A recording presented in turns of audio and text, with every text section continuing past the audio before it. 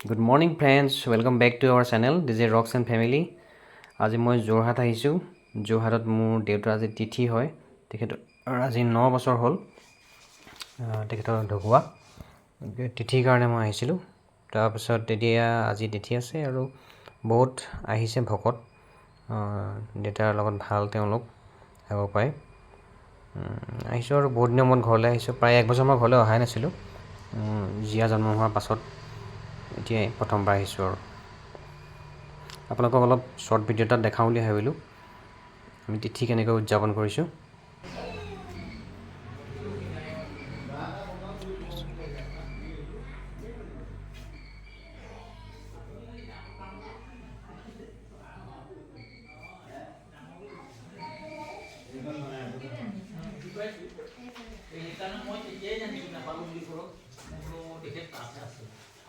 মই আপোনাক কৈছিলোঁ নেপাল বুলি কৈছিলোঁ।